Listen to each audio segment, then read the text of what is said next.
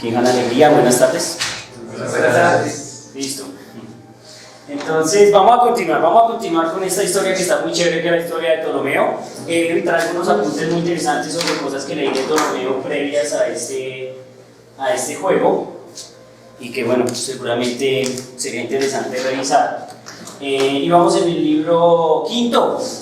Y tengo un compañero que viene inspirado, hecho, mejor dicho, un genio en Claudio Ptolomeo, libro quinto. Mi hermano, cuéntanos qué encontraste, qué leíste y por qué tanto. Pues en el libro quinto prácticamente habla sobre la anomalía de la luna y también sobre la construcción de varios aparatos, digamos como el astrolabio. Él explica cómo construir un astrolabio, digamos, con varios círculos, con varias secciones que van como orientadas, el primero como a la eclíptica, el otro como entre los polos de la eclíptica y el ecuador, que esa parte no la entendí muy bien, y pues el resto pues tampoco la entendí muy bien, pero ahí. Claro, no. Y no me mires, me estás mirando a mí como profe, ayúdame, dame luces, ¿no? Yo tampoco sé muy bien cómo funciona el astrolabio. Pero lo cierto es que es un instrumento que permite, digamos, ubicar angularmente, porque es que lo más importante en la bóveda celeste, eso lo discutíamos ya hace unas clases, es la ubicación, digamos, sobre la bóveda celeste. Entonces a nadie le importan distancias, ¿estamos de acuerdo? Solo le importan ¿qué? Ángulos. Entonces básicamente hay varias formas de medir, la que yo conozco pero no sé, como que es de astronomía aficionado, obviamente si la utilizan, que es la ascensión recta y la declinación. Entonces debe recorrer por lo menos dos ángulos, debe barrer dos ángulos. Tenga presente que Ptolomeo es muy famoso por su astrolabio, tal es así que en la Edad Media la gente construye astrolabios a partir de la información que bota Ptolomeo en los libros, es decir, están fundamentados en las ideas de Ptolomeo. Entonces es la forma en que realiza observaciones. Estamos con ese instrumento. Miren que algo interesante, no hay telescopio. Entonces no hay telescopio, sí, tal cual, no hay telescopio. ¿Sí estamos? Y eso obviamente, pues, ¿ustedes están de acuerdo que conseguir una astronomía sin telescopio es difícil? Incluso con telescopios también. Incluso con telescopio sigue siendo difícil, pero sin telescopio es más difícil. O sea, si no con telescopio... Bueno, de hecho a mí casi no me gusta. Yo. Cuando a mí me invitan, me dicen, no, acá vamos a hacer astronomía observacional. Yo digo, acá no vamos. Pero pues bueno, no soy un amante. Es decir, sí, pues yo he visto Júpiter, he visto el Sol, ¿cierto? Con ciertos filtros, por supuesto, no como no a lo estilo Galileo, ¿no? Que yo miro al Sol. Claro que Galileo no sabía, ¿no? No riamos de Galileo, que es que Galileo, ¿qué? No sabía que se iba a poner en semejante problema, mirar al Sol directamente con un telescopio. Y por eso Galileo al final queda ¿qué? Ciego, por la ignorancia en ese aspecto. Pero entonces si yo miro, yo pues quedo así como, bien. ¿Sí lo han hecho? ¿Se han visto Júpiter por un telescopio? Sí. Emocionante, ¿no? Sí, a mí no sé por qué. Tal vez porque yo estoy como esperando más y como que no veo más. Tal vez porque tengo la versión digital que me han vendido que es una chimba. Entonces yo veo a Júpiter con colores naranja y blancos y digo, y eso es la panacea. Pero parece ser que los colores naranja y blanco son colores impuestos, digamos de alguna manera, por algunos elementos químicos que están allá. Es decir, ¿sí se va a entender? No son colores, los colores que uno ve, porque cuando uno hace astronomía uno no ve colores, uno solo ve ¿qué? Blanco y negro. Sí se ve blanco y negro todo. Aló. Entonces claro, seguramente cuando vi eso no quedé sorprendido, entonces no, pues a mí eso no sé, no. Y vuelvo y digo, no. ¿Sí? Porque tengo amigos que son astrónomos y astrofísicos muy tesos y de manera les gusta mucho la astronomía observacional, por ejemplo. ¿Listo? Entonces pues interesante. Igual, uno ubica el telescopio de la misma manera que estamos discutiendo, con básicamente dos ángulos principales, ascensión recta y declinación. Entonces, pero no sé hasta qué punto el astrolabio, cómo es el juego.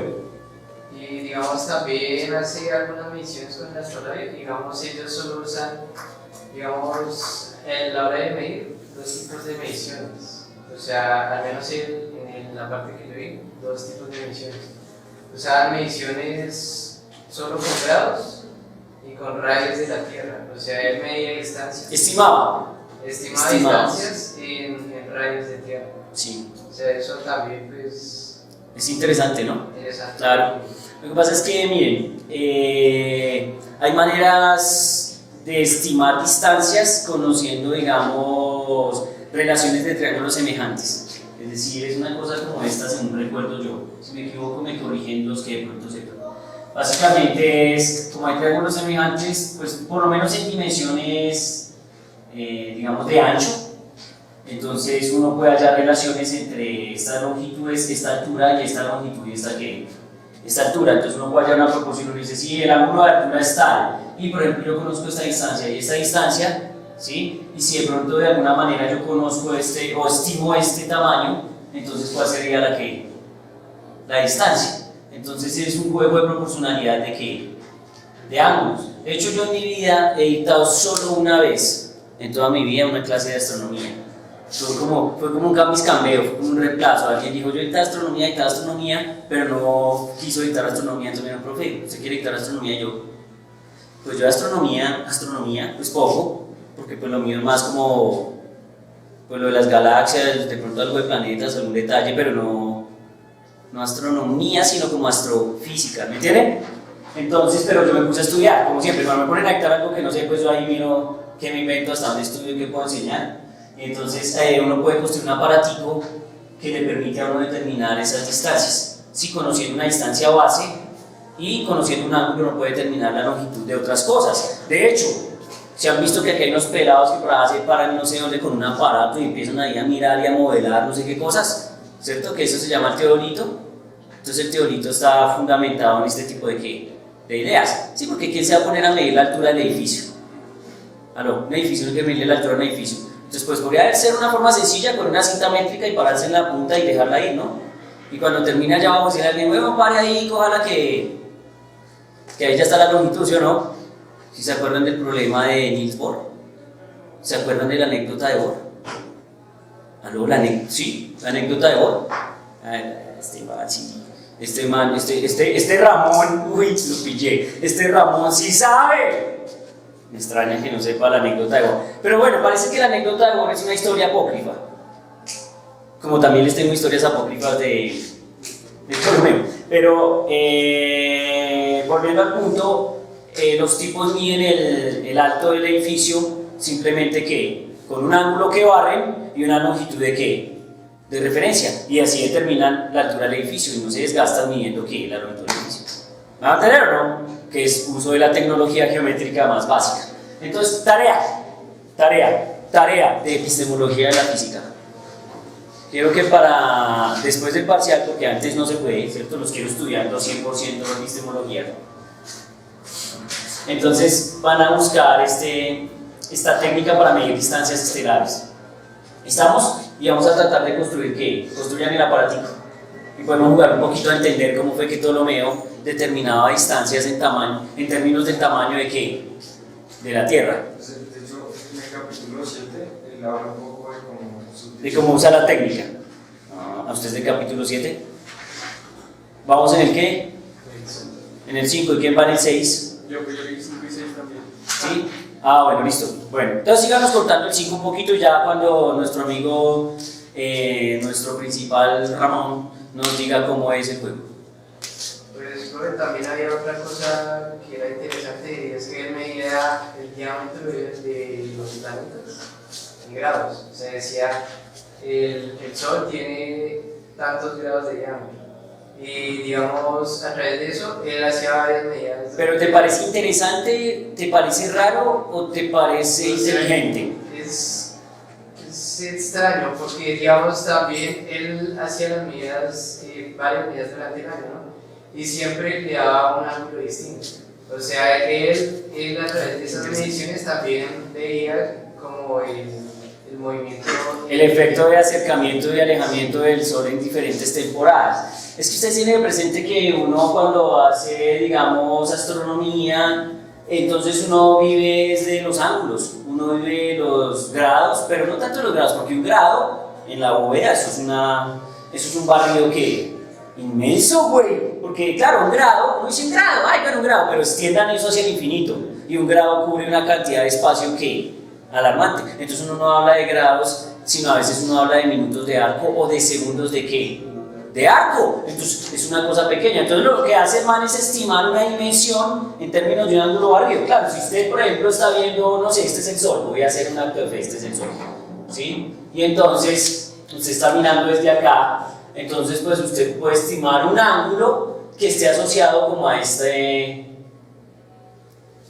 diámetro. ¿Estamos de acuerdo? Entonces usted dice, este ángulo subtiende esa línea de allá tal, y entonces ese ángulo es teta. Entonces usted habla en términos de teta y no en términos de longitudes. ¿Me hago entender? ¿Sí?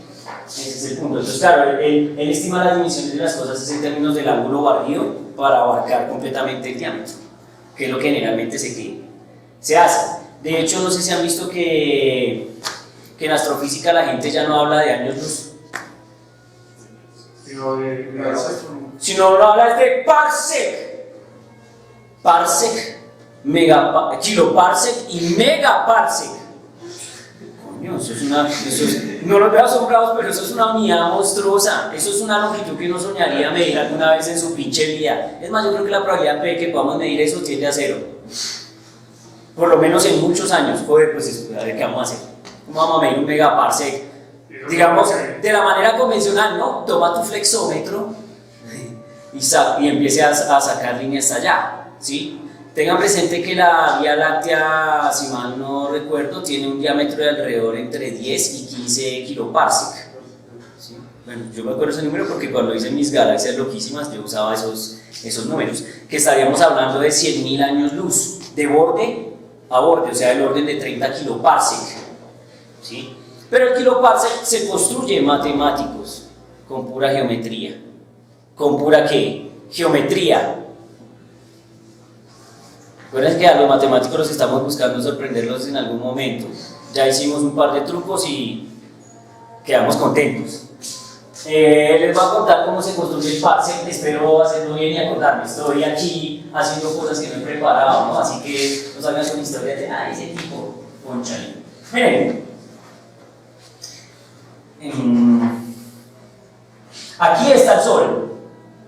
¿Sí lo ven? Bien. Y tenemos el planeta Tierra, digamos por acá, ¿cierto? Está la Tierra del lado que nos gusta, este lado, ¿sí? Y que todos nos distraigan. Y entonces, tenemos esta distancia que los expertos llaman una ¿qué? Una UMA. ¿Cierto? Así la llaman humana. ¿Uma? ¿O UA? Ah, no, UA, solo UA. UA, la UMA es otra cosa. Sí. La UMA es la unidad de masa. Unidad astronómica. Si estamos, una unidad astronómica es la distancia que hay del Sol a la Tierra o de la Tierra al Sol, digamos, media. ¿Se acuerdan que es media? Sí. Si no van a salir, pues bueno, aunque asumiendo una órbita circular, pues sería igual, pero como no es circular sino es elíptica, entonces no es 100% igual. Pero como la excentricidad de la elipse que tenemos no es tan grande, parece un círculo, entonces es casi esa. ¿Aló? ¿Estamos de acuerdo? Bien. Caerá no sé dónde, pero bueno. Entonces el man dice, yo quiero medir la posición o la distancia que hay respecto a esta estrella. Si estamos, la distancia que hay del Sol a esa estrella, o de la Tierra más o menos a esa estrella, ¿sí? Entonces el tipo dice, fácil. Bueno, fácil. Fácil si uno es un astrónomo que tiene plata y se puede ir a Cancún una buena temporada y luego volver. ¿Por qué? Claro, ¿por qué? Porque resulta que uno usa la famosa técnica del paralaje. Entonces, ¿cómo es el paralaje? Pues uno dice, bueno, papito, vamos a medir la posición de la estrella cuando sea un feliz, digamos, no sé, por decir algo, ¿no? ¿Qué sé qué fechas usan? En un feliz diciembre, entonces todo el mundo en Navidad, toda la vaina, y usted encerrado en algún observatorio en Chile, ¿cierto? Tomando una cierta posición aparente que tiene ¿quién?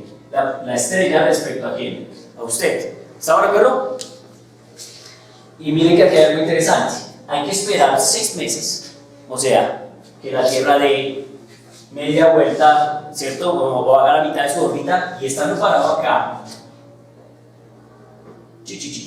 la Tierra es esta, y aquí haya otra unidad astronómica, tomar otra vez una que, uy, madre, pero esta unidad astronómica sí es más grande, ¿cierto? Ustedes no avisan, así sí es muy difícil. Entonces, pues, para que más o menos entiendan, la Tierra sí puede cambiar de forma, pero la unidad astronómica. Entonces, miren, chan, se va esa línea. Y entonces parece ser que estos tipos, de alguna manera, no me pregunten cómo, joder, no me pregunten qué, cómo, pero haciendo el juego de paralaje, los tipos estiman estos qué, creo que estiman estos ángulos. ¿Aló? ¿Estamos? Y entonces los tipos tienen, si tienen un ángulo y tienen un cateto, entonces pues tome Y, ¿qué pueden medir? Una distancia como esta. O por lo menos la pueden ¿qué? Estimar en términos de una unidad astronómica. Ah, porque esa es una pregunta que yo creo que muchas veces nos hemos hecho. ¿Cómo diablos saben esos weones? Que eso está a no sé cuántos millones de años luz. Y una forma de estimar eso es esto. De hecho, esto determina la longitud, pero el parsec está determinado en términos de otra cosa. Creo que es... Es decir, si se hace así, si se determina así, pero el parsec creo que es una unidad astronómica y un ángulo de 1 minuto o 1 segundo de algo. ¿Sí estamos? Y esa sería la distancia, que uno denominaría ¿o qué? Un parsec. ¿Cierto? Aquí mis matemáticos de cabecera me dicen que es 1 segundo de qué? De algo. Entonces, eso determinaría una longitud desde aquí hasta acá que uno llamaría ¿o qué? Un parsec. ¿Sí estamos? ¿Que eso es qué? Que eso es un resto, güey, eso es una distancia salvaje. ¿Sí estamos? Salvaje. Bueno, entonces más o menos, es que miren que es chido porque Ptolomeo sí sabe geometría. De hecho, allá ya nos confirmaron que Ptolomeo sí sabe geometría y de altísimo que turme qué. Entonces para el man esto es claro. Como uno está en la Tierra, a veces no usa esta geometría de ninguna manera, pues no es capaz a veces de visualizar esto, ¿no? Miren que es geometría plana, clásica, no tiene que ver con 1 millón de integrales ni 50 derivadas, ecuación diferenciales. Yo siempre digo y siempre hago el mismo comentario porque a veces la gente está desesperada porque sea demasiado difícil para que realmente sea ciencia de punta. ¿Sí estamos? Pero esto es lo que usa la ciencia de punta. Porque si ustedes saben que hay una ciencia de punta ahorita en la astrofísica, megaparsec y kiloparsec, datos por cantidades que industriales construidos más o menos de esta manera. ¿Estamos de acuerdo? ¿Aló? ¿Sí? Bien. Espero responder un poco a lo que estábamos hablando, si no, pues qué pena. Me desvío. Pues yo estaba hablando de que él a través de sus mediciones, como el diámetro del Sol cambiaba, ya sabía que era una órbita de cierta. Pero nunca lo dijo o lo dijo. No, Pues no, no hay sé. un capítulo que se llama sobre la excentricidad del círculo de la Luna y lo mismo para el Sol. Entonces se habla de excentricidad de todas maneras. La excentricidad del círculo, ¿cuánto es que es? 1, ¿sí o no? Bueno, tocaría ver eso. Eso es interesante, sino que es que recuerden que, y es lo más chiva porque este curso no se llama astronomía, ni se llama astrofísica, ni se llama geometría aplicada, ni no sé qué tonterías, se llama epistemología de la física. Entonces aquí nos interesa saber es por qué diablos el hombre pensó lo que pensó, cuando lo pensó, ¿sí? Y entonces es posible que incluso, aunque Claudio Ptolomeo hubiera descubierto eso, no lo hubiera dicho. ¿Por qué? Porque él está enmarcado en un modelo o paradigma el cual quiere que defender. Y desde ese punto de vista, cuando uno está enmarcado en un modelo o teoría que quiere defender, uno generalmente no ve otra cosa. ¿Y saben qué? Les voy a poner un ejemplo muy sencillo. Usted es el profesor de física moderna y va y dice, güey, yo papito, que vamos a hacer el experimento de, no sé, de Davidson-Germer, de radiación de cuerpo negro, o yendo más cerquita a ustedes de pronto, vamos a hacer un experimento de ondas viajeras, o vamos a hacer un experimento de no sé qué. Parceros, cuando ustedes hacen el experimento, ustedes actúan como actuaría Ptolomeo. Ustedes dicen, puta, estoy tomando medidas y todas las medidas están mal porque no me dan el modelo. ¿Les ha pasado? ¿Les ha pasado lo siguiente? Toman y toman datos y no dan el modelo. Uy, pero no podemos llegarle con eso al profe. Toma tus datos. ¿Lo han hecho o no? Ah, joder, pues entonces esa no es ciencia original. Porque es ciencia que está enfrascada, está amarrada a través de un dogma, a través de un criterio, a través de una teoría ya establecida. Entonces, ¿qué hace Ptolomeo? Es posible que Ptolomeo sí de alguna manera pueda intuir eso, pero no lo va a decir. ¿Sí? O tan enseguecido con su teoría puede estar, tan metido en el juego de tratar de probar que es así, que pues para él puede ser un margen de error, un error en la teoría. ¿Sí me va a entender? Un error de medida y no una realidad. De eso se trata la epistemología. De eso se trata, de entender cómo se construye la ciencia. No es hacer las ecuaciones, sino entender que la teoría y las leyes funcionan bien mientras estén dentro de un paradigma y un marco que se ha establecido como teoría verdadera. Y luego aparecen las anomalías. ¿Estamos de acuerdo? ¿Sobre las qué? Sobre las teorías que se están estudiando. ¿Lo pillan cómo es? Pero puede ser que Ptolomeo no vea eso simplemente porque él quiere probar que las órbitas son 100% ¿qué? Circulares, a pesar de que ya dijimos que hace unas asunciones bien raras que no le permiten de alguna manera generar ese efecto. ¿Aló? ¿Lo pillan? Eso es interesante. Bueno, listo. Bien, ¿algo más, compañero? Listo, ok. Allá mi amiga Beca Salama. ¿No? Ah, no. No, ya está haciendo lo mismo que yo. Así como un amigo poniéndose muy sexy, dígamelo todo.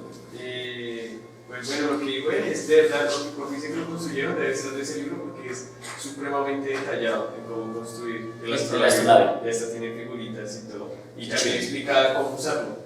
Y ya empieza a hablar de la luna, lo que le decía ahora de la excentricidad de la luna y pues de cómo se remueve en el cielo. También vi que debe ser con esa técnica, él hace unas medidas de volumen y de diámetro. Y el diámetro que les da de la luna es casi el que está medido ahorita.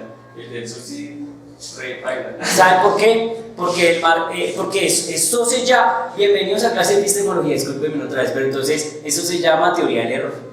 Entonces resulta que cuando la distancia de la Tierra a la Luna es considerablemente pequeña comparada con la distancia de la Tierra al Sol, entonces el factor de crecimiento del error está dado por la distancia de separación. Entonces puede ser que de aquí a la Luna la técnica no tenga una dispersión grande de error, pero como el Sol está lejos, ¿sí o no? ¿Cuánto se demora la luz en llegar a la Tierra desde el Sol? 8 minutos. ¿Y de la Luna a la Tierra? Un segundo, el orden de un segundo. ¿Sí lo pillaron o no? Entonces comparen miren ese detalle. Entonces claro, la propagación de error es que enorme. Luego, ¿sabe qué? Olvídese, no le voy a pegar ni por el diablo. ¿Me van a entender? Sí. Que seguramente, yo no he leído el libro de Ptolomeo 100%, ¿no? Que les estoy diciendo, estamos aquí cada uno botando un poco la información que hay, pero si ustedes revisan, entonces miren que es muy posible que haya usado la misma técnica para estimar el efecto en ambos objetos, es decir, en la Luna y en el Sol, pero por la distancia del Sol, tan grande como les digo, el margen de error en esa técnica puede ser muy elevado, tanto que se escachó no sé cuánto. Sí, pilla. No es arbitrario. Sí. La técnica es correcta, pero las medidas que tiene seguramente no lo son. Sí, son los estimativos. Tiene que ver un poco con el tema de semejanza entre ambos. Supongo que lo haría prueba y error. O sea, la semejanza quiere decir que un triángulo es más grande tantas veces que otro. Sí, por ahí se va. O sea que supongo que comenzaría a probar y encontraría una distancia que, asumiéndola dentro de la órbita del Sol que tenían para esa época, funcionaba, se quedaría con eso. Es posible, aunque es posible que solo lo haya hecho como yo les decía al principio. Unos triángulos semejantes acá, tienen una distancia desde acá y luego tiene una distancia hasta muy lejos que obviamente se dispara mucho. Ahora la pregunta que te hago yo, ¿es mayor la que dijo él o es menor? Mucho menor. ¿Mucho menor? Ok, por el ángulo. Pero lo que yo sí le hice que fue lo que hizo para estimar esa distancia del Sol. Hizo el paralaje, pero al revés, tomando en vez de un UAP, como tú lo haces, tomando la Luna. La distancia que él conocía a la Luna. Y estimó o dijo como, bueno, eso está tan lejos que el ángulo que me debe dar debe ser alrededor, o sea, menor a 90 pero por poquito. Eso solo eso. Más o menos por ese lado. Ya, ok. Pero es una... Igual una estimación igual es. pesada. De todas maneras, al hacer eso, pondría la Tierra también. Y eso... Bueno, ok, sí. Ya, eso es otro truco, sí. Claro, sí. Pero sí, es posible que sea equivalente de alguna manera. Sí, es equivalente. Bueno, bien, ¿qué más hubo ahí? Los eclipses también. ¿El hombre habla de los eclipses? Sí, esto tiene un nombre especial, pero no me acuerdo que es la conjunción de los tres cuerpos. No me acuerdo. Bueno, no me acuerdo. El caso, él habla en sus términos de eclíptica, de los meridianos, todas las ubicaciones. Predice eclipses también, predice el resto de eclipses, pero yo no entiendo cómo los predice. O sea, no entiendo las notaciones que él hace. Ya. Te presente que el hecho de que Ptolomeo prediga eclipses espero no sea algo sorprendente, ¿no? Aló. En el año 600 antes de Cristo, nuestro primer héroe, nuestra primera heroína, ¿quién fue nuestro primer héroe, señorita? Ya que la veo así como medio con sueño, yo no quiero que se me duerma. Dígame quién fue nuestro primer héroe. Ay, mamacita, pero si fue en esta clase, dígame que sí. Pónteme un nombre, el que quiera. Nuestro primer héroe. ¿Ah? No. Antiguo. O sea, más de la antigüedad, más inicios de antigüedad. ¿Quién fue nuestro primer héroe?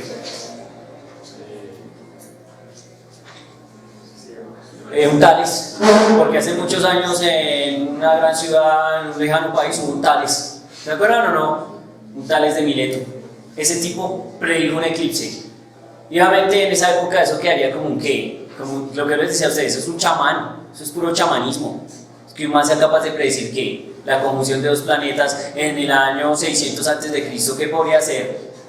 Un chamán, güey, un chamán. Eso de ciencia no tendría nada. Sé que la ciencia y la magia en ese momento casi que son ¿qué? Lo mismo. ¿Sí estamos o no? Es una locura.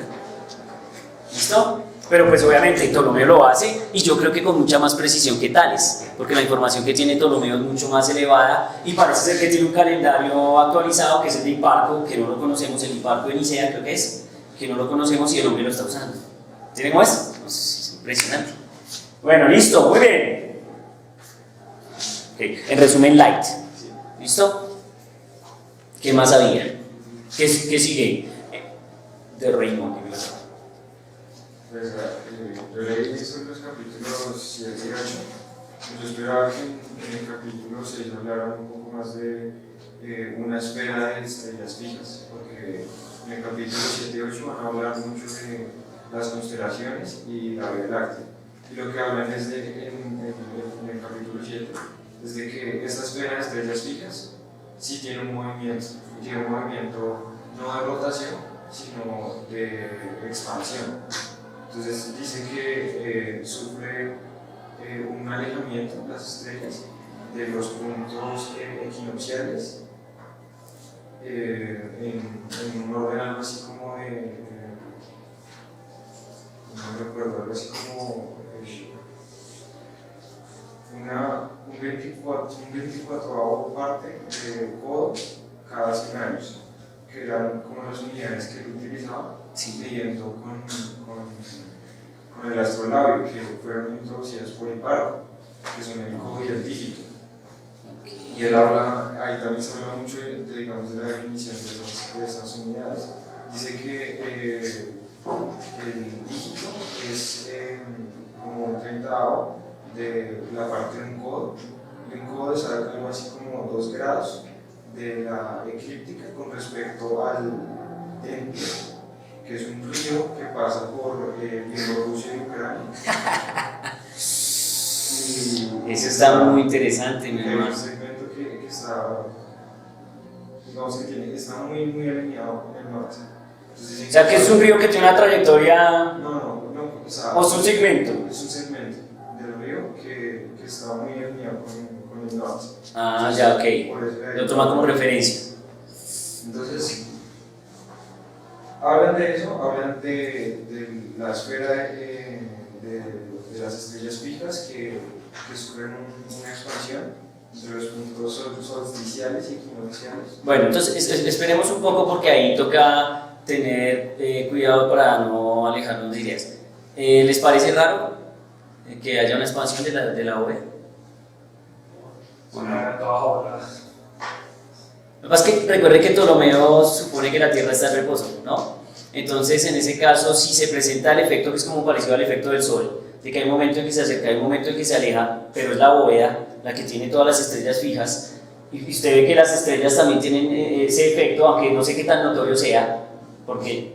Decía que un grado más o menos cada 100 años respecto a los puntos... Por eso, o sea que no es un efecto muy notorio, pero el hombre lo percibe, lo cual muestra que nosotros siempre despreciamos a la gente antigua, porque no sabemos qué nivel de precisión tienen cuando hacen las cosas. Mire que el hombre nos está dando un valor que pues por supuesto prueba que sí se genera el efecto, pero que el efecto no es pues muy grande. ¿Por qué? Porque las estrellas fijas, si el efecto del Sol es grave, pues el efecto de las estrellas fijas es mucho más grave, porque están mucho más lejos, ¿estamos de acuerdo? pero evidentemente sí, la Tierra es la que se mueve, que él obviamente no lo sabe, entonces sí se debe presentar un pequeño efecto de vaivén sobre, o sea, de manera de perspectiva de las estrellas de las estrellas fijas. Teniendo presente que él plantea que es una esfera que tiene las estrellas fijas. ¿Me hago entender? Pero como no es la Tierra la que se mueve, sino la bóveda, pues la bóveda es la que tiene que tener ese efecto por el movimiento relativo. ¿Están de acuerdo o no? De hecho, uno de los problemas más arrechos de toda la vida que yo haya visto de relatividad se llama el problema de los planetas. ¿Sí o no? Porque ahora pónganse en la cabeza de Copérnico. ¿Cómo saber que son órbitas circulares si usted está parado en la Tierra, pero usted cree estar parado en el qué? En el Sol. Entonces usted tiene que dar cuenta de lo que se vería desde el Sol con los datos que tiene medidos desde ¿dónde? Desde la Tierra. Es un cambio de sistema de referencia muy hardcore. O sea, eso no es trivial. Y los profesores de matemáticas dirían que es como un cambio de base, ¿no? Es un cambio de base, pues en un problema de álgebra lineal de esos bien bamba, que le dicen a uno que si tengo esta base, ¿cómo son las relaciones de coordenadas con la otra base? Pues porque estamos en dos puntos de un sistema de medida, no sé, de un espacio. ¿Sí lo pillan? Es un problema de, ¿cómo se llamaría eso? Independencia lineal y todo. Una transformación lineal. ¿Cómo se ve allá acá? Es una transformación lineal, tal cual. Ese es nuestro reto. ¿Les gusta el reto matemáticos? Es un reto hardcore. O sea, pues obviamente ya está resuelto, pero es un reto interesante para llevarlo a cabo, ¿sí o no? Señor, síganos contando. El capítulo 7 entonces continúa hablando pues precisamente de lo de cómo él hizo para determinar, digamos, eso, y usa el empleo del astronave. Él hablaba algo así como que había unos discos que se podían girar, que tenían una especie de, no de lentes, sino como de agujeros, a los que hacían referencias a los puntos, y con eso pues medía, pero la verdad... Yo creo que, insisto, lo que estima uno ahí, lo que hace Barrios es de ángulos. Pero podríamos buscarnos de pronto, bueno, un videíto o un documentico donde nos quede un poquito más claro de cómo funciona el astrolabe, como para no dejarlo ahí como en el aire que nos quede tan carretudo, sino que de pronto podamos mirarlo. ¿Entienden? Sería chévere de pronto mirar eso. Tarea. Escriban tarea porque si no, no lo hacen. Quiero que revisen lo del astrolabio, para no comer cuentos, sino que revisar un poquito ese detalle. ¿Estamos? Listo, ¿qué más hubo, compañero? ¿Qué más hubo? Concluye el capítulo, bueno, el capítulo se llamaba como un tratado de la esfera de las estrellas fijas y un catálogo de las estrellas en el hemisferio norte. Entonces, se tira, el libro está dividido en capítulos, el último capítulo, en una tabla gigantísima y con un montón de descripciones donde se situaba cada estrella en el hemisferio norte. Ok. En el capítulo 8 continúa eso, pero entonces ya en el hemisferio sur. Y en el capítulo 8 ya es como más aproximaciones hacia la forma que tiene la Vía Láctea. Entonces se tiene mucho hacia los detalles de cómo en estos puntos la Vía Láctea alcanza a tales estrellas de tal constelación, como que eso es de limitación. Pero tengan presente que no tiene el concepto de galaxia, ¿no? O sea, no hay un concepto de galaxia 100%. Pues digamos, a mí se me hace, yo tengo un amigo que estudia biología y pues él me cuenta cuando hace las nomenclaturas de los bichos y las matas que son muy detalladas. Por los filum y los orden y las familias y todo, claro. Sí, y yo creo que pues, se acerca muchísimo al nivel de detalle que los demás. O sea, es un detalle taxonómico, porque así es el juego, o sea, punto por punto y cada estrella, cada punto tiene que estar enumerado, nombrado y calcado. Bueno, yo quiero decirles algo antes de seguir respecto a ese detalle y es, pues lo que hace Ptolomeo es 100% muy impresionante, ¿sí? Pero también les tengo malas noticias. Hay cosas en Ptolomeo que son graves. ¿Aló? O sea, yo obviamente quiero que miren a Ptolomeo, es un man serio, es un hombre que hace un trabajo serio. De hecho, el trabajo más respetado de Ptolomeo no es 100% del Almagesto como astronomía y eso, sino como su segundo libro, que creo que es el libro que tiene que ver con la geografía.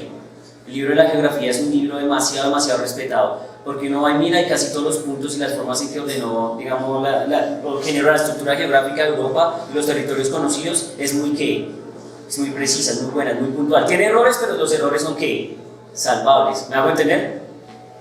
Entonces es la obra más respetada de Ptolomeo. Tan es así que Ptolomeo plantea sus obras geográficas, plantea esas ideas de geografía, e incluso parece ser que Cristóbal Colón, cuando hizo su primer viaje a América, los mapas con los que se estaba guiando eran mapas de los libros de ¿quién? De Ptolomeo. Interesante. Incluso parece ser que la gente por allá hasta el siglo XVIII todavía usaba los mapas de ¿qué?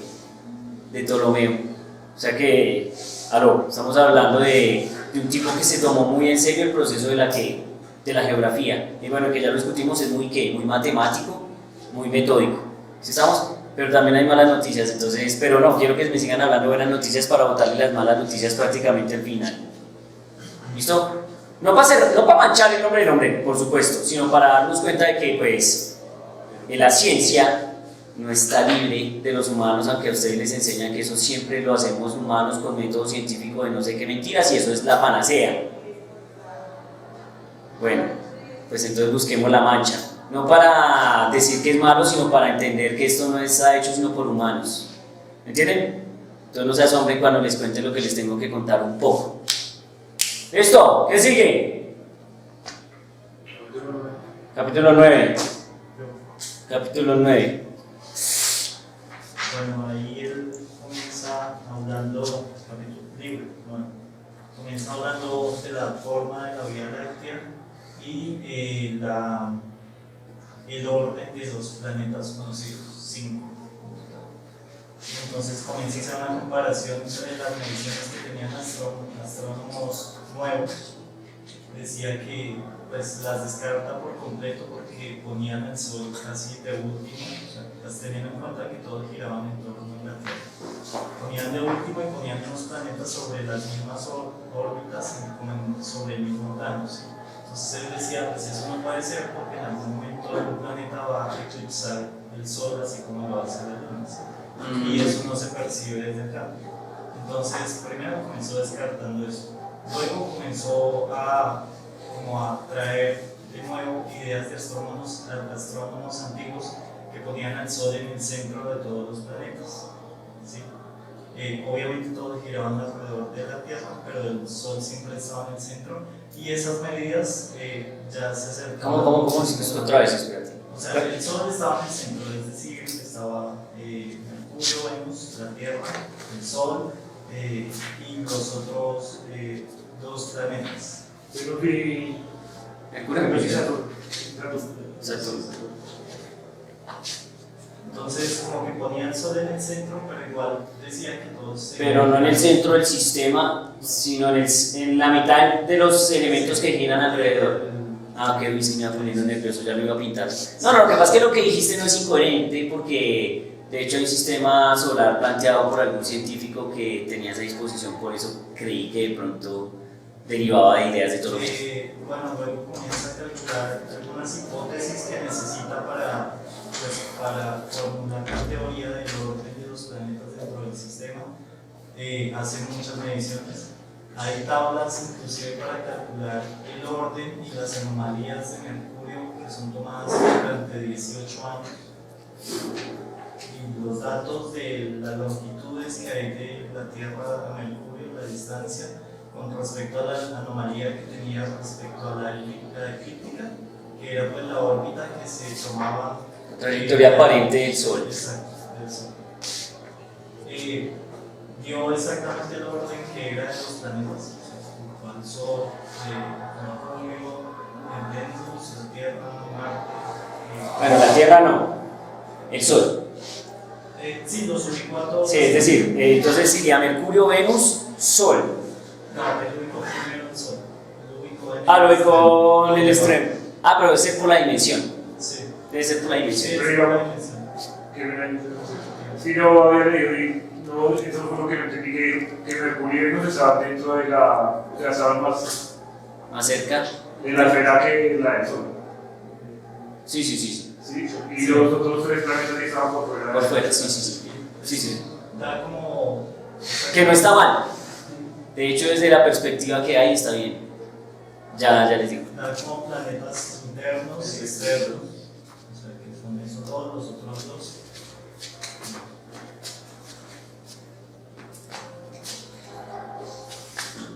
Vamos que está la Tierra, ¿sí? Entonces, al parecer lo que está insinuando es esto. Es decir, Mercurio, Venus. El Sol. ¿Sí me entiende por qué? Es decir, es una cuestión de truncado, como de cambio de... Yo prefiero esto así, no sea tan serio. Entonces, está Mercurio, Venus, el Sol, y luego vienen los que están, ¿qué? Después, o sea, que sería Marte, ¿están de acuerdo? Marte, ¿qué más hay? Júpiter y Saturno, ¿sí? Que sería equivalente seguramente a poner el Sol aquí y poner la Tierra en el ¿qué? En el tercer lugar. Sí, es la misma visión. Es porque es relativo. ¿Sí me entienden? Es relativo al observador. A ese punto es que creo que va Ptolomeo, mi hermano, que es lo que está diciendo el compañero. Ok. Sí, a eso es que vamos. ¿Qué más digo? Bueno, ahí da unos métodos para calcular la órbita de Mercurio y la posición, que pues, es basado en la eclíptica y la forma de las anomalías. Si uno hace ese método, evidentemente mira que más o menos genera como una elipse, ¿sí? Y es lo que hace es como ahí introduce el tema de ¿Biciclos? de los epiciclos y entonces es como hoy en día los matemáticos dirían es un machetazo a hacer lo que yo quiero hacer, ¿sí? O sea, hacer encajar la teoría a las visiones culturales que él tenía. Por ejemplo, él dice en una parte que las órbitas tenían que ser circulares porque el círculo era algo divino. Perfecta, claro. ¿Sí?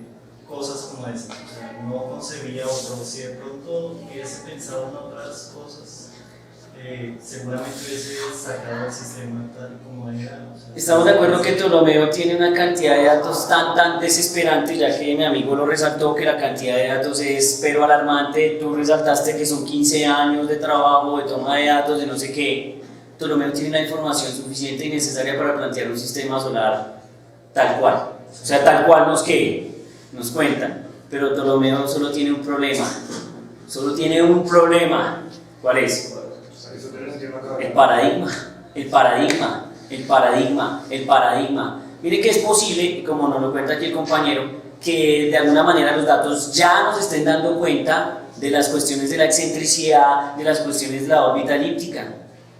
Pero como él necesita que se ajuste al modelo del círculo, pues entonces, sin querer queriendo, complica más el modelo. Complica tanto el sistema que para crear elipses con círculos toca círculo sobre ¿qué?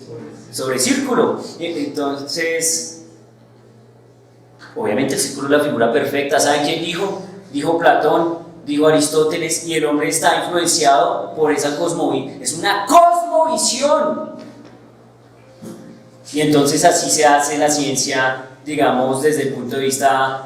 Recuerden que en ese momento no hay método científico ni nada de eso, simplemente por la forma en que se construye el conocimiento en ese momento, incluye, todavía hay una mezcla, y es lo que yo les estaba diciendo allá, mi amigo asintió, y es esa mezcla entre magia, ciencia y religión que todavía las tiene que, de alguna manera, unida, porque él sí, el man es un duro, ¿o no? Echa cuentas, trigonometría, geometría, lo que quiera, pero todavía tiene cuestiones religiosas, cuestiones de fe, cuestiones mágicas que no le permiten trascender ese nivel matemático tan elevado que tiene a una respuesta contundente sobre las órbitas de los planetas. Que seguramente con esos, por eso es que a veces cuando uno habla de Copérnico y uno habla de Kepler, uno debe entender que prácticamente el trabajo ya estaba hecho.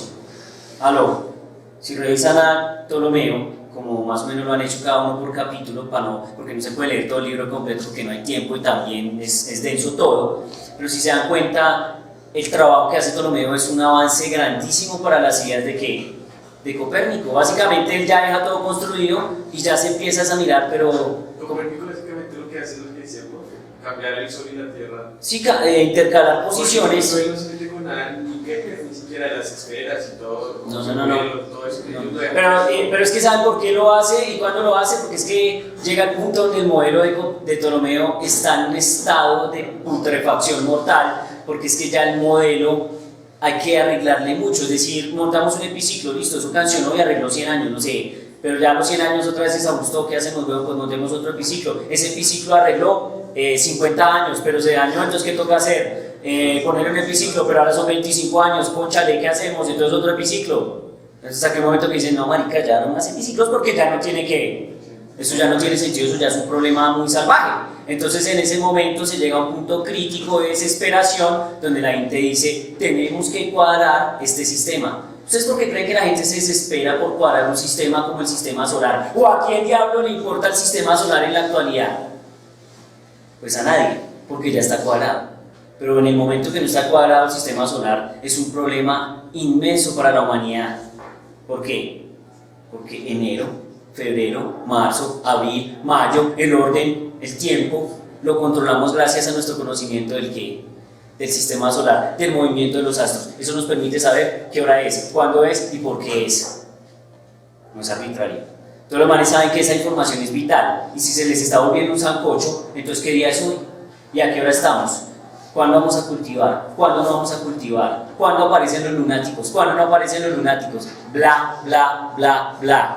Así que hay que arreglar el problema y hay que arreglarlo que rápido. Entonces ahí aparece San Copérnico y chun, arregla el problema. ¿Sí? ¿Sabe por qué uno dice que Copérnico, la gran revolución de Copérnico? Porque estamos en un momento pesado, digamos desde el punto de vista político, religioso, que es que en el momento en que Copérnico lo dice y se vuelve héroe, es solo por una razón, porque según algunas personas dicen que eso es la revolución copernicana. ¿Aló? Que es el gran avance. No, lo que pasa es que el hombre ya sabe que el modelo está tan picho que solo hay una cosa que probar, mirar o intercalar o permutar y mirar qué podría pasar y cuántas cuentas hay que hacer, sino que el hombre resulta ser muy valiente. ¿Por qué? Porque lo hice en una temporada caliente. Si lo hubiera hecho en una temporada más bajita, digamos, no sé, que hubiera tenido la fortuna de que en el año 1200, donde todavía no estaba tan prendida la fiesta, porque no había aparecido bien la escolástica con su poder de San Agustín 100% así, no sé qué. Si estamos, San Agustín no tanto, disculpen, Santo Tomás de Aquino, que es más de acá que más de allá, ¿sí? Entonces no está la escolástica y no está ese problema de la Inquisición. La gente habla de la Edad Media, siempre piensa en la Inquisición como si la Edad Media hubiera estado enmarcada por la Inquisición todo el tiempo. La Edad Media es un periodo de 1000 años, desde el 470 y piol antes de Cristo hasta el 1492. Y la gente se cree que la Edad Media va como desde el año 1400 hasta el año 1492, o sea, más o menos un periodo de 100-150 años donde hay Inquisición. Y el resto del tiempo que no había Edad Media, ¿tuvieron presente que es una edad de 1000 años o una temporada de 1000 años? ¿Sí me entienden? Entonces, claro, cuando uno lee la historia de Copérnico, dice, no, eso es un genio. Si ese man es impresionante porque hizo eso. No, lo impresionante es que lo hizo en un momento muy caliente. Y entonces había que tener para salir y decir, estoy en contravía de lo que ustedes dicen porque esto es que así. ¿Aló? ¿Sí me pillan o no? Porque me alegra mucho que, y eso nunca iba a pasar, porque yo sí soy bien presumido, eso nunca iba a pasar de que ustedes fueran a mirar el libro de Ptolomeo prácticamente en su vida. Pero que ustedes revisen el libro de Ptolomeo y se den cuenta de que el hombre ha armado tremendo revolcón y ya tiene claro millones de cosas, le permite a usted comprender que de pronto las cosas no son 100% como se han contado, sino que el man ya tenía bastante información para acercarse, de pronto no al 100, pero sí a un modelo más o menos de órbitas elípticas. ¿Me hago entender? Eso es importante. Listo, ¿qué más íbamos ahí? Yo no sé, te interrumpí, discúlpame y me emocioné. Ahora no sé. Compañero, ¿vos tenías algo más por ahí?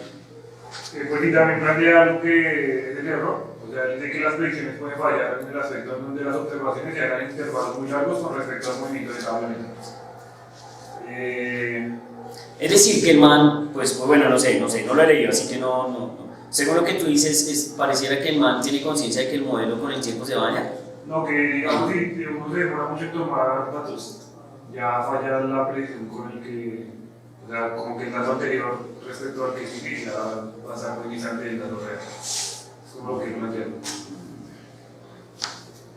O sea que la toma de datos tiene que ser consecutiva para llevar un registro y no perder el hilo. Ok, claro, ustedes tienen que entender una cosa, ¿no? El sistema, obviamente ellos no lo saben, ¿sí? Para que no juzguemos como eso, ellos no lo saben, no saben que la Vía Láctea es la galaxia que nos contiene y que esa cosa que ellos llaman Vía Láctea también se mueve, y como ella se mueve y el sistema se mueve con ella, entonces con el tiempo las cosas no se van a ver como se ven justamente en el momento en que lo ve ¿qué? Ptolomeo. ¿Les parece que es un problema serio o no? Sí, es un problema serio. Tal vez en el momento de Ptolomeo, pues, es más, si ustedes revisan, uno que habla de galaxias, ¿sí? Yo que no sé qué mentira de galaxias, colisiones, no sé qué farsa, y miren, yo les digo una cosa, cuando uno mira colisión de galaxias, uno no ve colisión de galaxias, uno ve un screenshot de galaxias. Es decir, hay unas galaxias que están colisionando. ¡Ah! Áspero. ¿Qué están haciendo? Esto.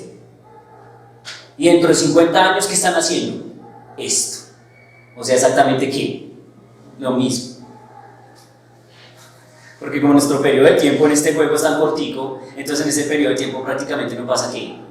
Nada. Por eso hay que esperar 1000 años para decir que Ptolomeo se está como que equivocando, porque mientras el man lo bota al principio el modelo funciona muy bien. ¿Por qué? Porque todavía no se han presentado efectos macro, incluso que pueden ser movimientos de la galaxia que afecten el modelo predictivo de Ptolomeo. ¿Me hago entender o no? Por lo menos con el respecto al punto de las estrellas fijas en el fondo. ¿Aló? ¿Pesado? ¿Pesado o no pesado? Pesado, muy pesado. Por eso estudiar astronomía, digamos, observacional y conocer trayectorias, estimar parámetros de eso, todavía es un arte y toda la gente lo puede seguir ¿qué? Jugando. Ahora respeto a los babilonios porque los manes la tienen clara y hacen muchas medidas y hacen muchos catálogos y eso va ¿qué? Tomando forma. 3000 años antes de Cristo nos arriesgamos a jugar a ese juego. ¿Brutal o no? Sí, claro, obviamente lo jugamos porque no sabemos con qué es que nos estamos metiendo. Ahora que estamos aquí decimos, uy, lo jugamos, lo hacemos bien, pero todavía ¿qué? Falta.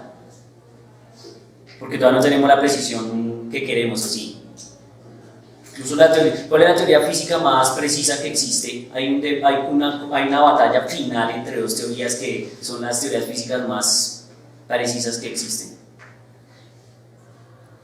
La relatividad general es una teoría muy precisa y la física cuántica son teorías muy precisas, pero hay puntos donde ya la precisión no es suficiente.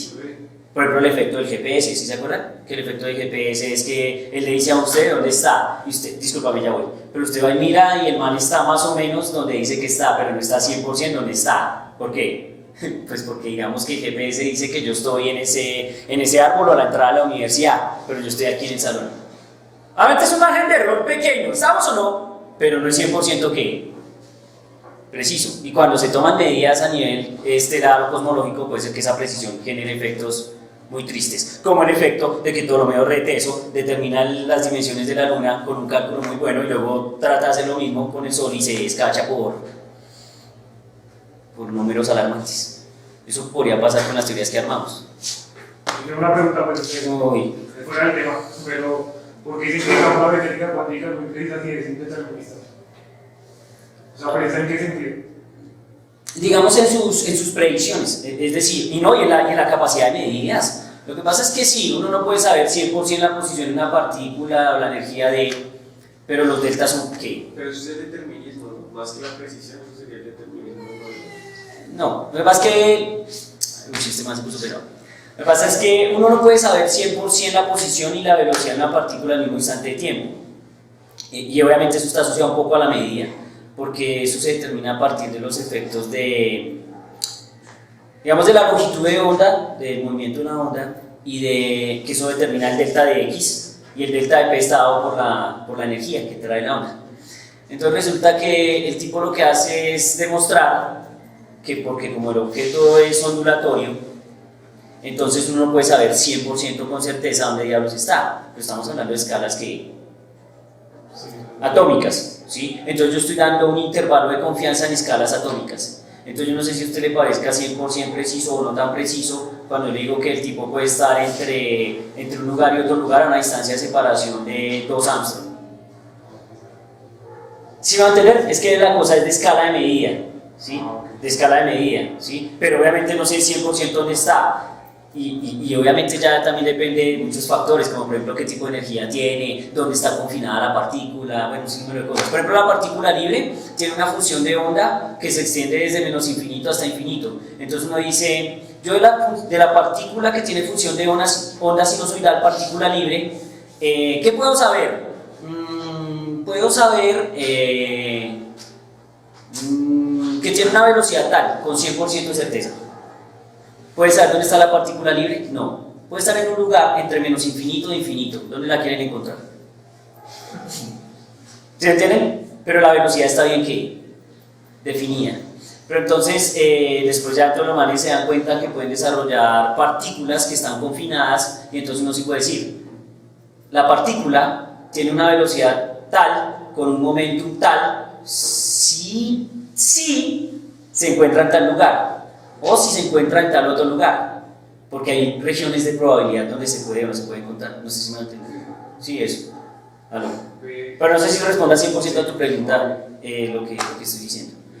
Bueno, pero son teorías muy precisas. Igual las predicciones que hace la mecánica cuántica son tan salvajes, tan impresionantes, que usted tiene un celular. Y todas las cosas que se hacen con celulares, digamos, están fundamentadas en mecánica cuántica. De hecho, si no se sorprendería que si es una teoría de carácter probabilístico, porque nuestros celulares funcionan como funcionan y lo hacen tan que también a ese nivel se refiere también. Es más como tecnológico, yo creo un poco el asunto.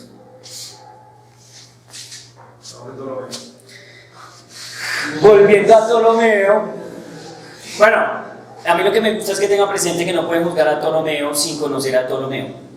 Que tengan presente que no podemos juzgar a Ptolomeo sin vivir la época de Ptolomeo. Y aquí hemos hecho, a mí me gusta porque yo me meto mucho en el video, entonces yo siento que he estado con Ptolomeo en algún momento. De hecho, miren esto. Yo digo que traigo sorpresas y yo traigo sorpresas. ¿Se acuerdan que yo les decía a ustedes, y espero que haya sido con ustedes porque yo hablo con tanta gente en un día que no sé con quién hablé ni qué les dije? A veces yo les digo a los pelados, ¿se acuerdan que yo les dije? Y me dicen, profe, no nos dijo yo. Ay, entonces ¿a quién les dije? Sí, me pasa seguido, espero haberlo dicho. Pero lo resumo por si acaso, que a veces yo me sorprendo cuando leo, sí creo que fue acá, que Ptolomeo hablaba en primera persona y decía yo estuve en tal día, a tal hora, haciendo cosas, que pues es lo que nosotros vivimos. Y entonces me encanta porque encontré una frase y busqué si era como apócrifa o no, y parece que no, que parece que sí es una frase de Ptolomeo, en donde el hombre, digamos, pone de manifiesto. Y me encanta, eso sí me hace admirarlo y respetarlo más, que es consciente de que se va a morir. Yo siempre respeto mucho a la gente que es consciente de que se va a morir, es decir, que no vive la vida como en un estado de sueño, como si fuéramos a ser eternos forever and never, sino que tienen claro que nos vamos a morir, solo que hay un problema. No se sabe cuándo, así que no sé qué decisión tomen ustedes respecto a esa idea. El caso es que pillen este man dice, miren esto. Uy, yo quedé así como, por Dios. Sé que soy un mortal y que mis días están contados. Pero cuando... Ay, venga, que yo ahorita lo leí. Ah, sí, se me olvidó que leí. Cuando mentalmente sigo con entusiasmo el camino de las estrellas, entonces no toco el suelo con los pies. Disfruto de la ambrosía en los banquetes de Zeus. Ya. Aló. Bueno, no va a llorar. Entonces, sí, porque ahí lo interrumpí y sonó feo. Sé que soy un mortal y sé que mis días están contados, pero cuando mentalmente sigo con entusiasmo el camino de las estrellas, entonces no toco el suelo con los pies, sino que disfruto de la ambrosía en los banquetes de Zeus.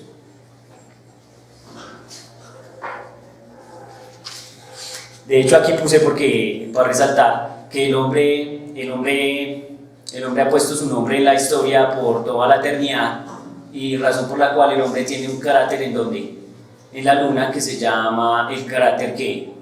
Ptolomeo. O sea que siempre que miren a la luna, y creo que hay algo interesante, parece ser que el cráter Ptolomeo, por ser de los más tesos en la historia, porque los más tesos en la historia tienen el cráter en el lugar que, en la zona que, visible de la luna.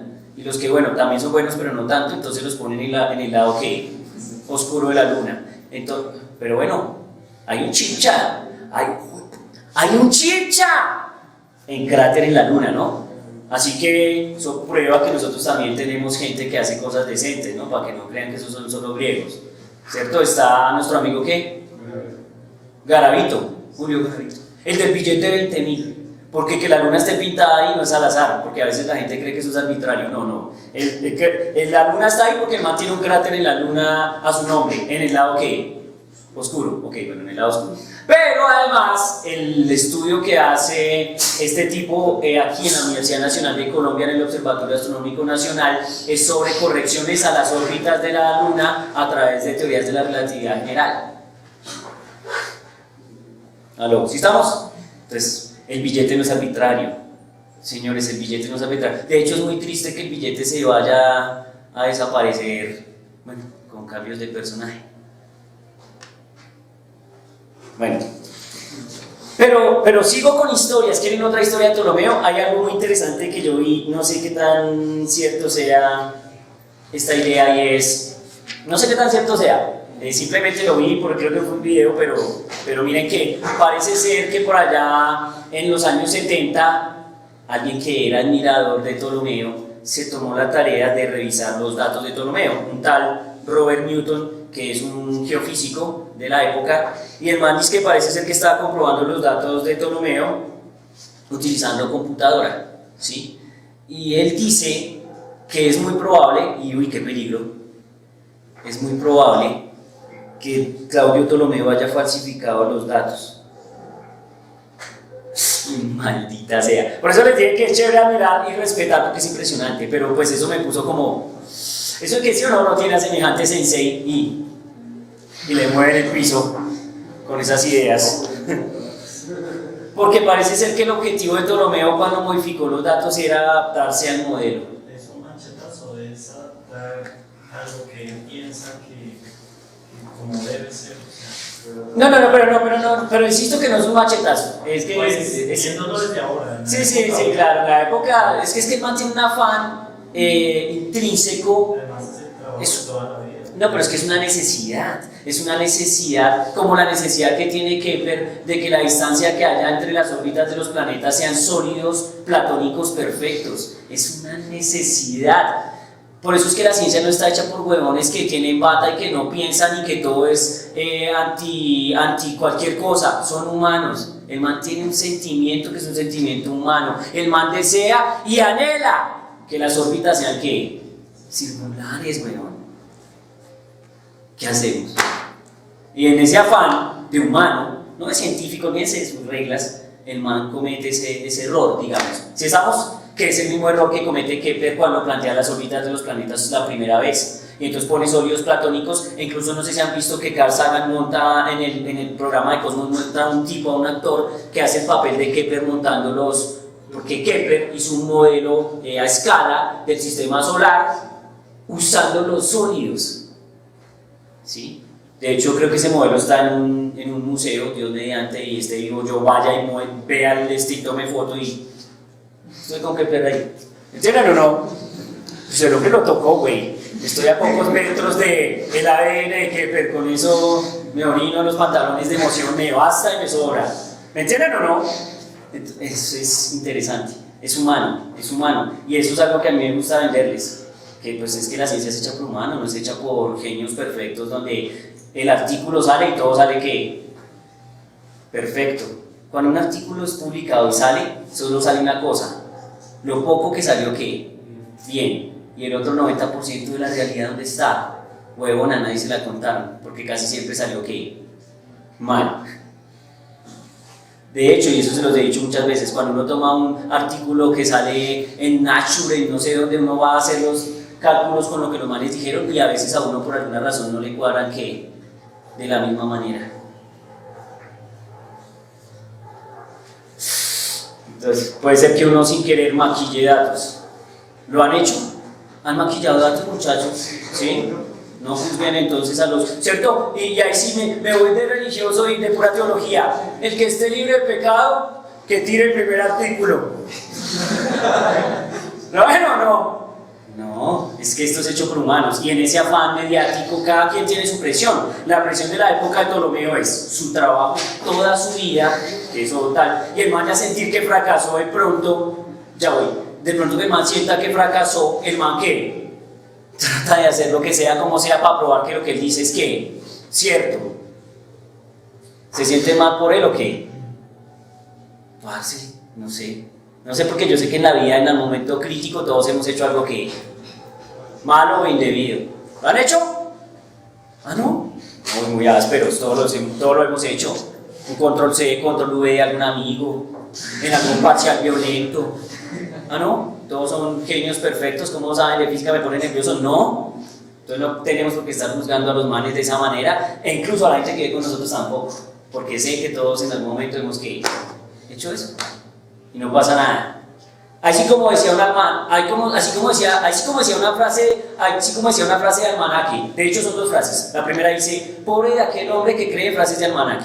Y la segunda es, sí, somos humanos y nos equivocamos. Lo importante es no sobrepasar la cuota diaria. Porque no han visto que hay millones de personas que se excusan en que somos humanos y nos equivocamos, entonces la viven que regando cada 30 segundos. Joder, ¿en serio? Señor, qué pena. Pues es que además de la época, pues todo es un sistema circular, entonces es razonable que él haya hecho lo de la maquillada de los datos, porque además del estigma social que se tenía en ese momento del círculo como algo perfecto, entonces era algo pues, normal, o sea, era algo comprensible del mal. Sí, precisamente a eso es a lo que me refiero, pero pues no está 100% verificado, es decir, es un estimativo que se hace con un computador, bueno, a partir de los datos que se tienen ahora y tal, y recuerden que la forma de saber qué veían ellos es retroceder en el tiempo. De hecho, miren que eso me recuerda algo muy chimba. Existe una rama de la ciencia, no sé si la conozcan, no sé si alguna vez la han investigado, no sé si les interesaría. Hay una rama de la ciencia que se llama arqueoastronomía. ¿Sí? Arqueoastronomía. Oigan, siempre les resulta hablando de ramas de la ciencia rara, les hablo de sociofísica y todo el mundo se brinca, les hablo de... sí, de sociofísica, ¡pran! ¿Cierto? También de pronto les hablo de... ¿qué más hay? Sociofísica, econofísica, bueno, vainas de esas. Entonces hay una cosa que se llama arqueoastronomía y es una vez estuve en un congreso de astrofísica y en paralelo a la conferencia de arqueoastronomía había una conferencia de agujeros negros y materia oscura de un genio doctor. Entonces la conferencia del man de arqueoastronomía quedó pelada, nos quedamos como 5 pelagatos. Gracias a Dios. Hermano, yo quedé impactadísimo. Es un profesor de la Universidad de Pasto que estaba haciendo una investigación arqueoastronómica sobre las culturas indígenas que vivían en el Valle de Pasto por allá en el año 1600 algo, ¿sí? Y el man, entonces, ¿qué hacía? Retroceder en el tiempo astronómicamente, mirar la posición de los astros en esa temporada, en esas regiones, ¿sí? Y contrastar eso con la posición en la cual las personas hacen sus rituales de entierro y sus diferentes rituales, bueno, los que haya, del maíz, de lo que sea, en esas culturas. Entonces man dice, mire, si ven esta tumba que está aquí, si ven, está orientada, ¿saben hacia dónde está orientada? Hacia la estrella polar. ¿Por qué? Porque por alguna razón a los tipos la estrella polar les representa a un dios, les representa algo importante. Y entonces se hacen investigaciones sobre culturas indígenas con astronomía. ¿Aló? ¿Severo o no? Severo porque con estas ramas de conocimiento uno no solo puede hacer física pura. De hecho, habemos unos cuantos en la vida, por ejemplo en mi caso, yo soy muy obsesivo por estar 100% en la física pura y mantenerme sobre la línea de la física pura, que creo que ha sido uno de los errores más fuertes de mi vida en algún momento. ¿Me van a entender? Pero miren que no. Por ejemplo, aquí hay profesores que si se han dado cuenta, hay unos que ya se han salido 100% de la línea principal de la física. Por ejemplo, ayer venía un compañero, no sé si vieron, que habló de unas cosas del clima, de la temperatura del planeta, de no sé qué, y está metido en otras cosas de la física, que son cuestiones de oceanografía y todas esas cosas. Y eso es interesante. ¿Sí me entienden? Entonces sería interesante si ustedes vieran que hay más alternativas que simplemente están en la línea central de la física, que es algo que a veces hace que mucha falta. ¿Estamos o no? Y tranquilos, y en matemáticas, fijo, eso también hace falta, compañero. Mira que las matemáticas van más allá de 3 teoremas, güey. Hay cosas que están por fuera de la línea de las matemáticas que son realmente importantes, que aportan de alguna manera un avance más allá de solo el avance de la misma ciencia pura, sino pues de la humanidad. Porque al fin y al cabo, ¿cuál es el afán de todos nosotros?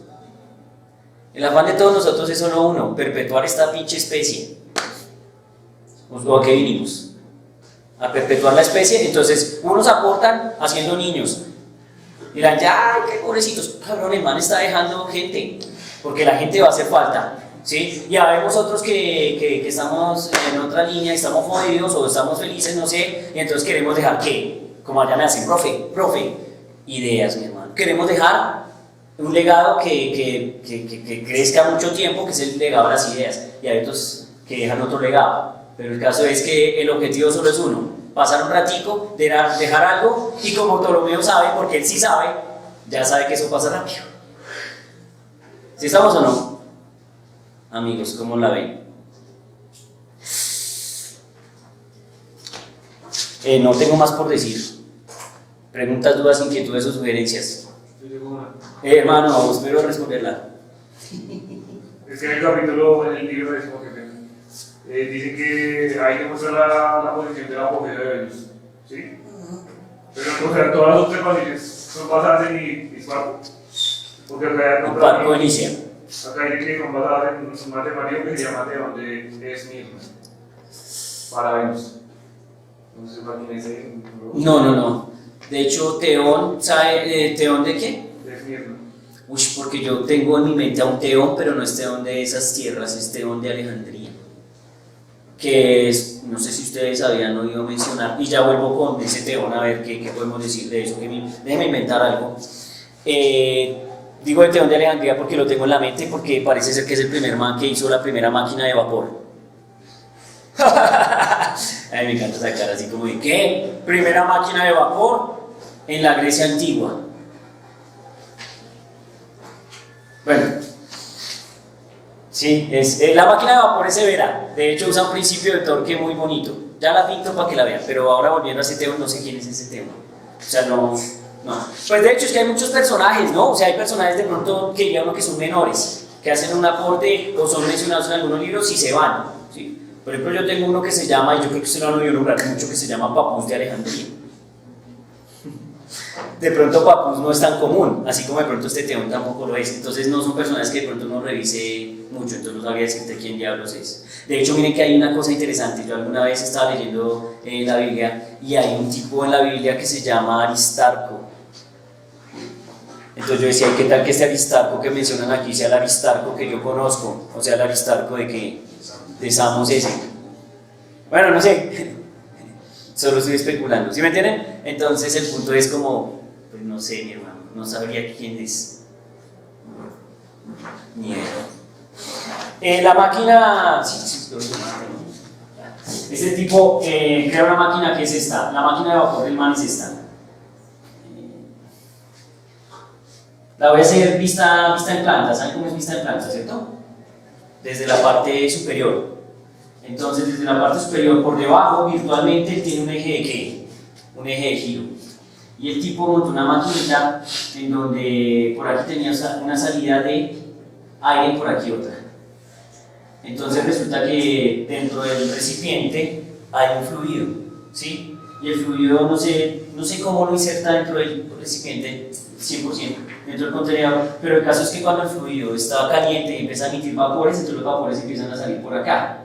Pero entonces miren que los vapores no salen de manera arbitraria. Los vapores salen generando un par de fuerzas, que esta sería una fuerza F1 y esta sería una fuerza F2, y entonces esto es lo que los expertos llaman un par. Recuerden que para mover o manejar un carro uno utiliza un par. Un par es dos fuerzas que tienen de pronto la misma magnitud pero van en sentido contrario, lo cual genera un torque. Entonces estamos de acuerdo que esta maquinita que va a empezar a hacer, a girar, y es un motor completamente ¿qué? Básico. y parece ser que es en la temporada de, pues cercano a la época de Cristo y ese asunto en los griegos. Como también les conté el dispositivo anticitera, ¿no? Sí, sí lo hablé, ¿cierto? Dispositivo anticitera, ¿no lo hablé? Parce, ¿con quién hablé? Es que sí, yo ya lo nombré este semestre de alguna manera. Dispositivo anticitera, matemáticos. Parce, está asociado a la teoría de la computación. Parece ser que hay un dispositivo mecánico que se encontró en el mar, creo que es en el Mediterráneo o en el Mar Rojo, bueno, es una región cercana a las regiones de Grecia, Alejandría, bueno, en esas regiones donde está ese dominio griego una temporada. El dispositivo anticitera es un dispositivo de carácter mecánico que tiene unos piñones y parece ser que ese dispositivo fue construido por uno de los más amados y respetados por nosotros, Arquímedes de Siracusa. Y parece ser que ese dispositivo es una primera máquina primitiva de cómputo, al estilo pascalina, que la pascalina fue creada ¿por quién?